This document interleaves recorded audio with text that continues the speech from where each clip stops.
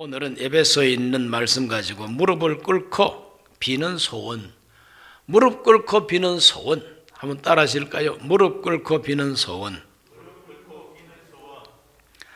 사도 바울의 일생에 가장 기도를 깊이 또 많이 했던 때가 있습니다. 딱 두 번에 걸쳐서 그런 때가 있었다고 저는 봅니다. 첫째는 예수님을 영접하자마자 사도 바울은 정말 그동안에는 이단 괴수라고 생각했던 그 예수, 그 예수님이 살아 계시다고 하는 걸 생생하게 체험을 했으니 도대체 이 예수님이 누구시냐? 구약 성경에서 그렇게 말하고 있는 그리스도 메시아가 아니시냐? 이와 같은 마음을 가지고 아라비아로 가서 3년 동안 기도 생활을 했습니다. 바울 일생에 기도를 가장 집중하고 오래 기도하고 묵상하고 구약 성경과 예수님과 비교하고 그래서 복음의 구약적 배경 이런 것들을 하나님 앞에 해석을 받고 계시를 받은 기간이 아라비아 3년입니다. 교회를 위해서 성도들을 위해서 가장 깊이 기도할 수 있었던 기간은 로마 옥중에서 한 2년 넘도록 옥중 생활을 하면서 사람이 찾아오면은 대화하고 그들에게 권면하고 그러나 언제까지 사람들이 같이 먹고 같이 잘 수는 없으니까 사도 바울은 다 떠난 다음에는 그 길고 긴 시간들을 오로지 성도들을 위한 기도 또 성도들을 위해서 편지 쓰고 가장 깊이 기도했던 기간이 로마 옥중입니다. 그때 쓴 편지가 에베소서, 빌립보, 골로새, 빌레몬서 이 네 권을 가리켜서 옥중 서신이라고 그러죠. 오늘 읽은 이 말씀 속에 보면 사도 바울은 그 옥중에서 하나님 앞에 무릎을 꿇고 기도하는 장면이 나옵니다. 내가 하늘과 땅에 있는 각 족속에게 이름을 주신 아버지 앞에 무릎을 꿇고 비노니 하나님을 아버지라 부르면서 천지 우주 만물을 창조하시고 하늘과 땅에 있는 모든 족속에게 이름을 주신 하나님 아버지 앞에 내가 무릎을 꿇고 빈다는 겁니다. 자기를 위해서 비는 것이 아니라 성도들을 위해서 하나님 앞에 무릎을 꿇고 빈다는 겁니다. 그 기도가 어떤 기도였는가? 첫째는 속사람을 강건하게 하소서. 따라합시다. 속사람을 강건하게 하소서.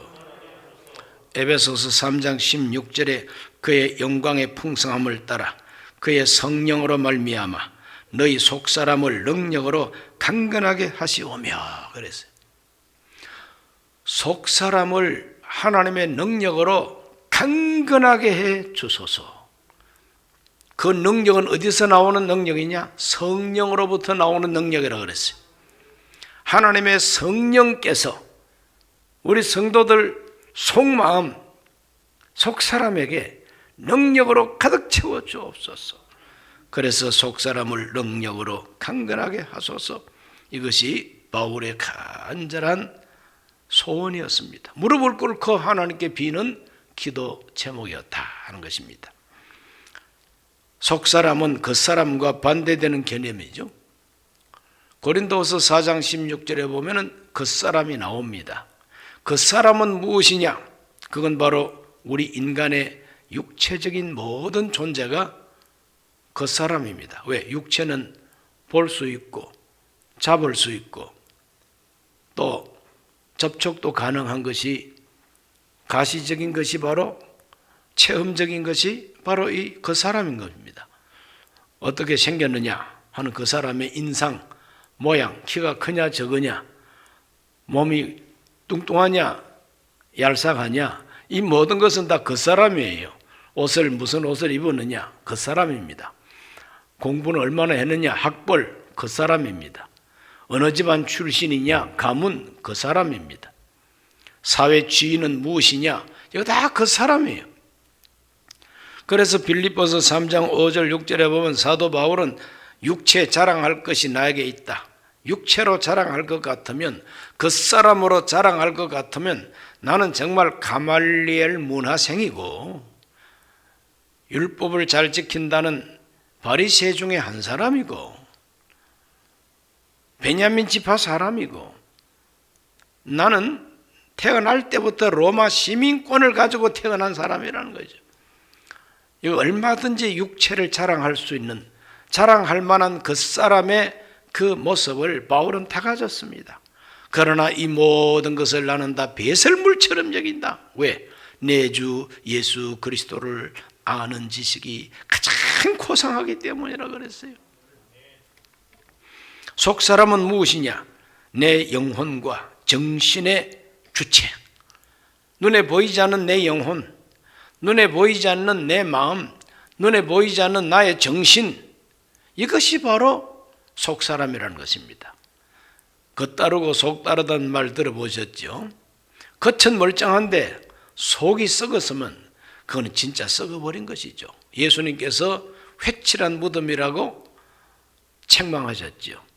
바깥에는 하얗게 칠을 해가지고 깨끗하게 보입니다. 그런데 그 안에는 썩어가는 시체, 썩어버린, 메말라버린 해골, 섬찟하죠. 그러므로 속과 겉이 다 깨끗해야 된다는 것이 하나님의 뜻인데, 사도 바울이 기도할 때 겉사람을 위한 기도보다도 속사람을 강건하게 해달라는 기도가 무릎 꿇고 비는 기도 제목이었다.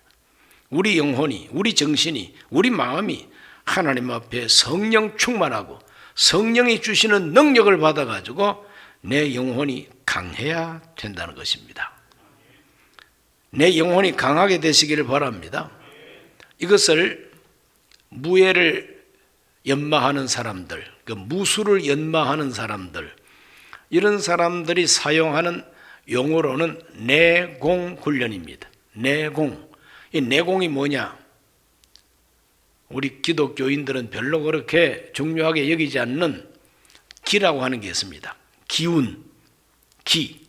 이와 같은 기를 자기 육체 속에 가득하게 채워가지고 바깥에서 아무리 시끄럽고 혼란하고 바깥에서 여간 충돌이 나한테 온다 할지라도 내 속에 내공이 가득할 때는 그것을 이겨낼 수가 있다고 하는 훈련인 것입니다. 그래서 소림사 무술 연마하는 걸 영화로 이렇게 보면은 커다란 종 속에 사람을 집어넣고 그 종을 울려요. 그런 종이 왕 하고 울리면은 온 머리 뇌가 울리지 않겠습니까?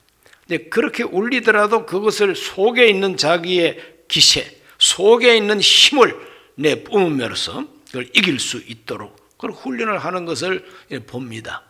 그것은 무술을 연마하는 사람의 육체 훈련이에요.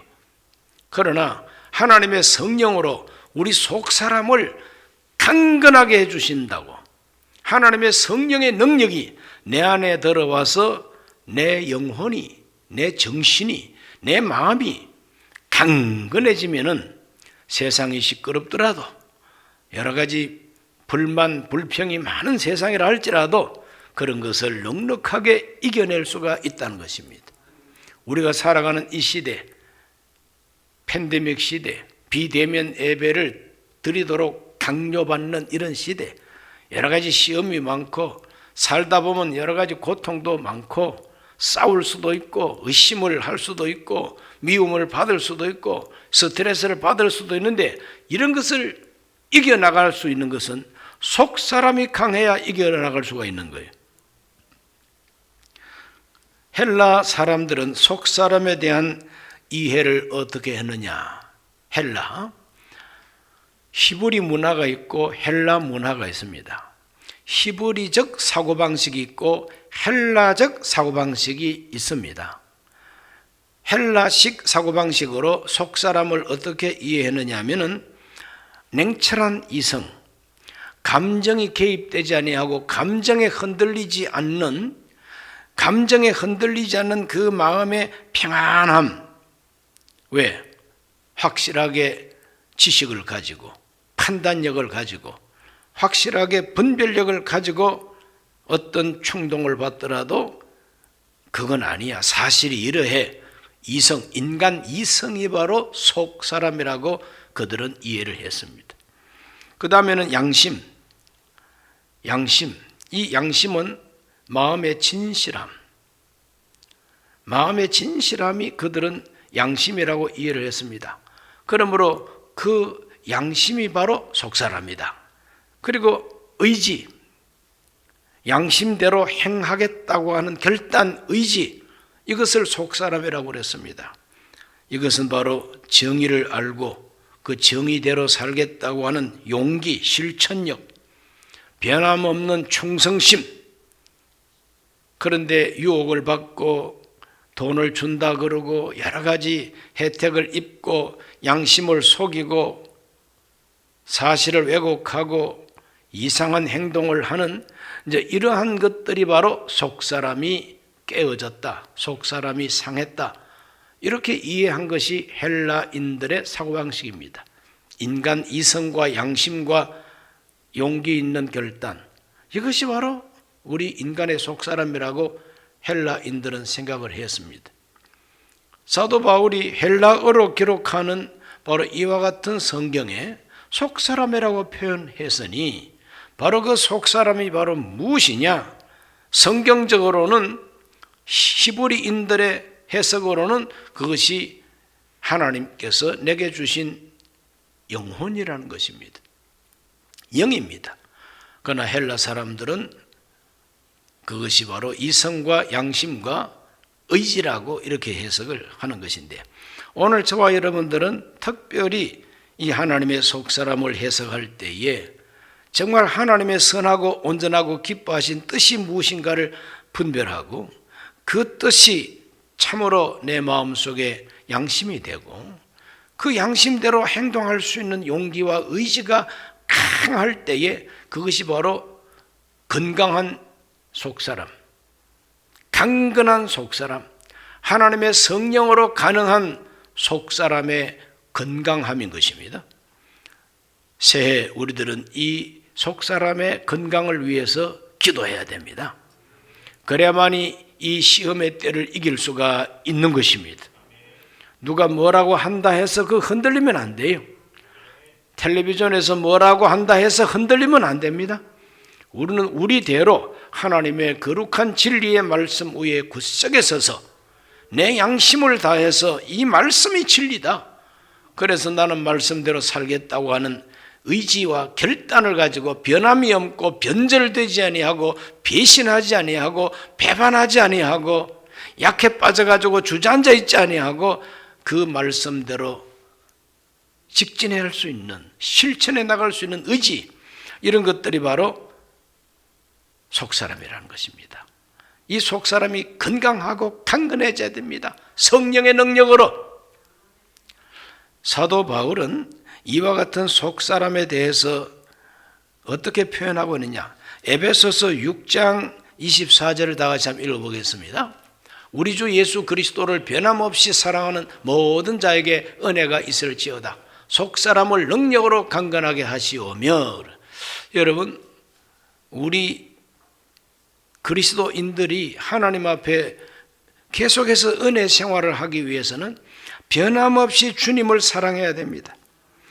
우리 주 예수 그리스도를 변함없이 사랑하는 모든 자에게 은혜가 있을지어다 그랬어요. 변함이 없다고 하는 것이 뭐냐? 의지가 강하다, 충성심이 강하다, 성실하다, 변덕이 없다, 배신하지 않는다, 배반하지 않는다, 변절하지 않는다, 이 말입니다.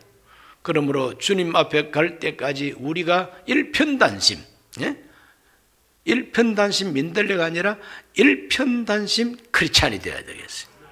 이게 바로 강건한 영혼이, 우리 속사람이 강건할 때에 변함없이 주님을 사랑하고 변함없이 예배드리고 변함없이 기도 생활하고 변함없이 말씀 읽고 묵상하는 생활을 하고 변함없이 그리스도의 사랑을 실천하게 된다는 것입니다. 속사람을 능력으로 강건하게 하여 주소서. 무릎을 꿇고 빕니다. 기도의 본질은 하나님께 비는 거죠. 우리가 뭐 그렇게 잘나고 우리가 어떻게 그렇게 강하다고 하나님 앞에서 빌지 않고 우리 스스로가 설 수 있겠습니까? 하나님 도와주시기를 간절히 기도하는 것이 빈다고 하는 표현인 것입니다. 두 번째로 그리스도께서 마음에 계시게 하소서. 그리스도께서 마음에 계시게 하여 주옵소서. 그리스도께서 하늘에만 계시지 말고 그리스도께서 하나님 보좌 우편에만 앉아 계시지 말고 그 그리스도께서 내 마음에 계시소서. 내 마음속에 주님이 좌정하고 주님이 나와 함께 달라고 하는 그 기도, 우리 성도들에게 그리스도께서 우리 성도들 마음에 계시옵소서, 이것이 바울이 무릎 꿇고 비는 기도인 것입니다. 저도 그렇고 여러분도 그렇고 그리스도 예수께서 우리 마음에 계셔야 됩니다. 무릇 지킬 만한 것보다 더욱 네 마음을 지키라. 생명의 근원이 이에서 난다고 잠언서 4장에서 말씀했죠. 오늘 읽은 본문 3장 17절에 보시면은 믿음으로 말미암아 그리스도께서 너희 마음에 계시게 하시옵고 그렇게 말씀하고 있습니다. 믿음으로 말미암아 그리스도께서 너희 마음에 계시게 하시옵고, 그리스도가 마음에 계신다는 거, 이거 얼마나 중요합니까? 내 마음에 무엇이 들어있느냐? 아주 자기의 주관이 뚜렷하고 자아가 강한 사람들은 내 마음에 내가 있지 누가 있어? 내 마음에 내가 앉아 있습니다. 내 마음의 왕좌에, 내 마음의 보호자에 내가 앉아 있습니다. 내가 제일이지. 내가 제일이야. 내 뜻이 최고야. 내 생각이 옳아. 그러므로 자기가 자기 마음에 딱 이렇게 핵심에 앉아가지고 내 인생은 내가 살 거야 이렇게 사는 사람도 있습니다. 아주 의지가 강하고 자아가 강한 사람. 그러나 언제까지 그렇게 살 수가 있겠습니까? 우리 인간은 연약한 존재일 뿐인 것입니다. 너희 인생이 무엇이냐? 잠깐 보이다가 없어지는 안개와 같다. 성경은 그렇게 말합니다. 강한 것 같으나 나중에는 힘없이 허물어지는 것이 인생입니다. 어떤 사람은 자기 마음속에 부처님 모시고 삽니다. 그런 사람을 불제자라고 그러죠. 마음속에 철학자, 마음속에 위대한 위인을 모시고 삽니다. 난 내 마음속에 공자님 계셔. 그런 사람은 유림이죠. 선비들이죠. 내 마음속에 칼 막스가 살고 계셔. 그건 벨게입니다. 내 마음속에 항상 주체 사상이 있어. 그런 걸 가리켜서 주사파라고 합니다. 내 마음속에는 항상 저 북쪽에 장군님이 계셔. 그 사람들한테 붙여놓은 이름이 있습니다. 마음속에 무엇이 있느냐, 이게 제일 중요해요. 그렇죠? 내 마음속에 뭐가 있느냐, 누가 있느냐.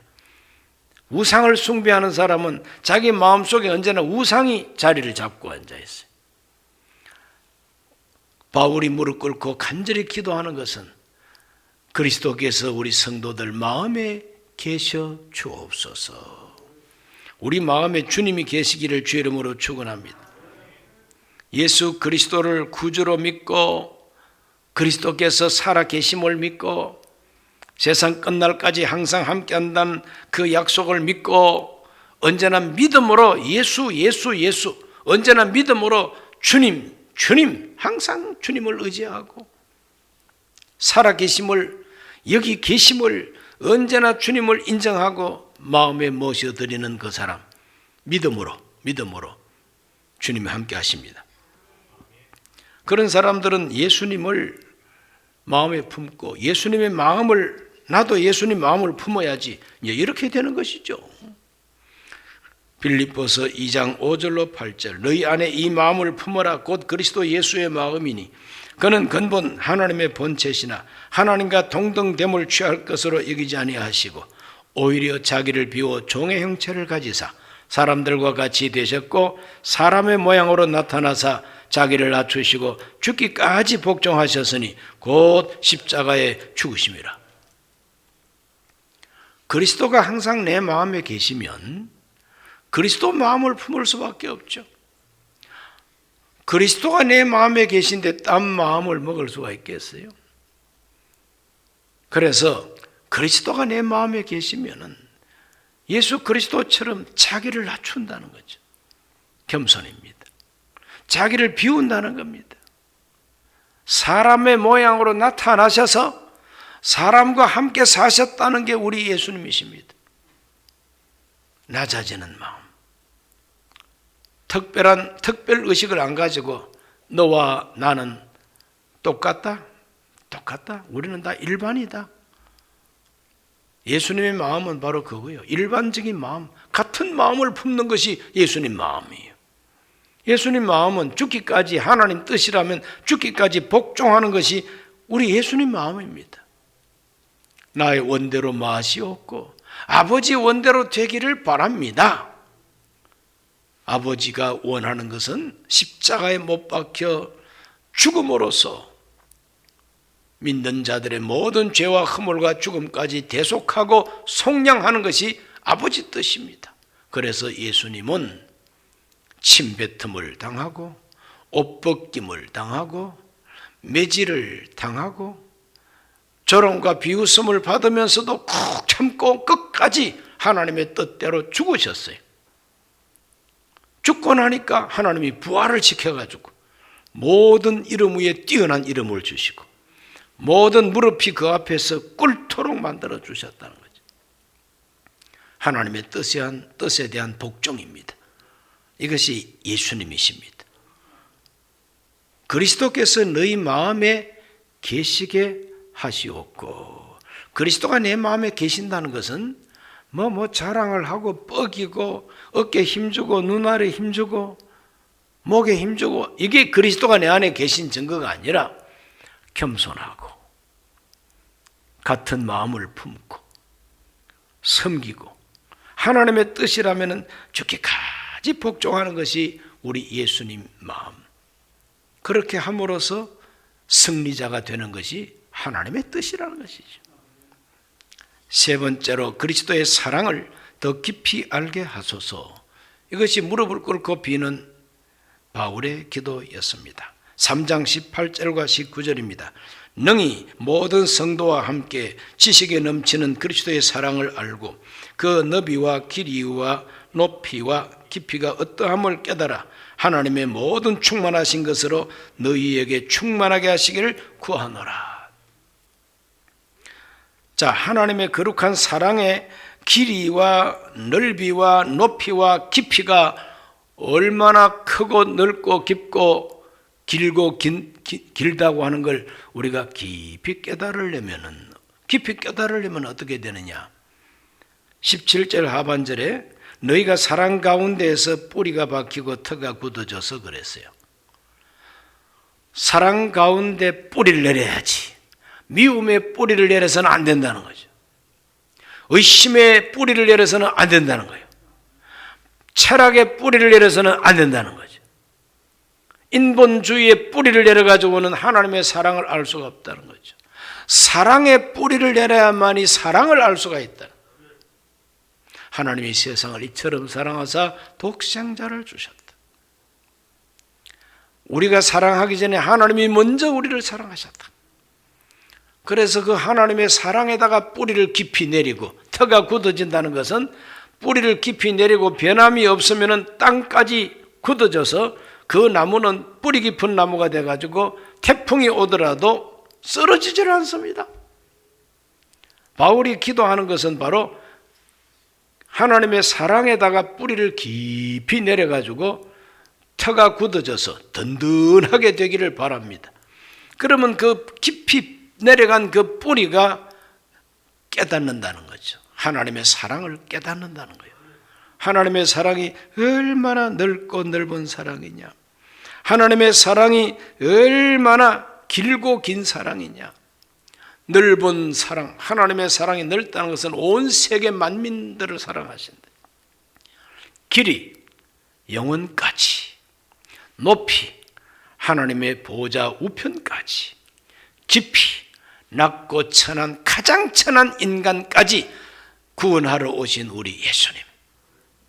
하나님의 입체적인 사랑의 깨달음이 우리 안에 가득하기를 바울은 무릎 꿇고 기도했습니다. 하나님의 사랑을 알게 되시기를 주의 이름으로 축원합니다. 무릎 꿇고 비는 소원 있어야 됩니다. 무릎 꿇고 비는 소원. 옛날부터 우리 한국의 할머니, 어머니들은, 아버지들은 주로 그렇게 안 하더라고. 할머니, 할아버지가 아니라 할머니하고 어머니들이 비는 데는 훨씬 뛰어나셔요. 찬물 한 그릇 떠놓고 아무것도 없는 장독간에 장독대 위에다가 찬물 한 그릇 떠놓고도 빕니다. 비나이다. 비나이다. 신령님전 비나이다. 예수님도 모르고 성령도 모르고 하나님도 모르고 성경책도 모르고 교회도 없고 목사도 없고 하니까 빌기는 빌어야 되는데 어디다가 빌어야 되는지 모르니까 그냥 찬물 떠놓고 신령이 있는 줄로 그냥 마음으로 믿고 비나이다 비나이다. 무릎 꿇고 비나이다. 새벽에 정한수를 떠놓고 빕니다. 그냥. 어머니들도 그렇게 이제 빈죠. 그런 사람들을 보고 샤머니즘이라고 무당기가 있다고 욕할 게 아니죠. 모르니까 그렇게라도 비는 마음이 얼마나 순박한 마음이요, 얼마나 간절한 마음이요, 자기 자식과 후손들이 잘 되기를 얼마나 간절히 원하는 어머니, 할머니의 마음이냐 이거죠. 그런 마음이 예수 그리스도를 모시고 이제 하나님 앞에 비나이다, 하나님 앞에 기도합니다 이렇게 되면은 그게 이제 완전해지는 것이죠. 사도 바울은 우리가 빌어야 할 대상을 분명히 알았습니다. 하늘과 땅에 있는 모든 족속에게 이름을 주신 만물의 아버지 하나님, 인생의 아버지가 되시는 하나님, 그분에게 무릎을 꿇고 비나이다 기도한다, 소원을 올린다는 거죠. 오늘 우리 모두는 빌 곳을 알고 내가 빌어야 할 대상을 알고 무엇을 빌어야 할 것인가 하는 소원이 뚜렷하게 되시기를 주의 이름으로 축원합니다. 새해를 맞이한 우리 정말 하나님 앞에 깊은 기도해야 됩니다.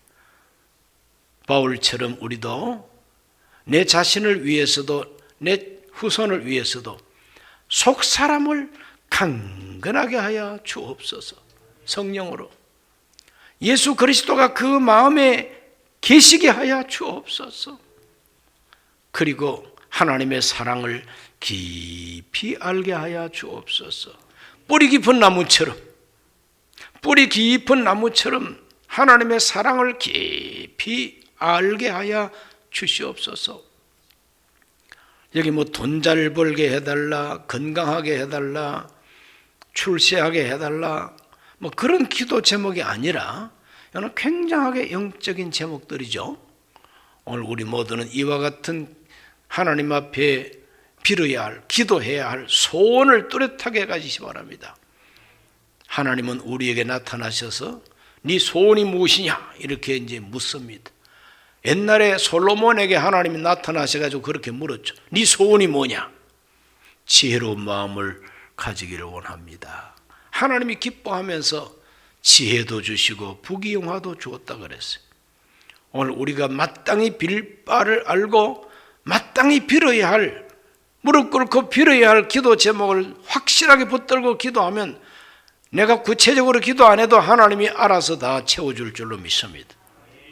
새해 우리 모든 순복음강북교회 성도들은 무릎 꿇고 빌어야 할 기도 제목을 알고 응답받게 되시기를 주의 이름으로 축원합니다. 하나님 아버지, 오늘 하나님 앞에 나와 기도합니다. 성령으로 충만하게 하여 주시옵소서. 말씀으로 충만하게 하여 주시옵소서. 오늘 우리가 마땅히 빌어야 할 대상은 바로 하나님이십니다. 천지우주 만물의 아버지 되시는 하나님이요, 우리 하나님 앞에 무릎을 꿇고 빌었던 바울처럼 우리도 무릎 꿇고 빕니다. 하나님, 우리 속사람 강건하게 해주시고 우리 마음에 예수님 항상 함께 계셔 주시옵시고 하나님의 사랑 깊이 알게 하여 주시옵소서. 예수님 이름으로 기도하옵나이다. 아멘.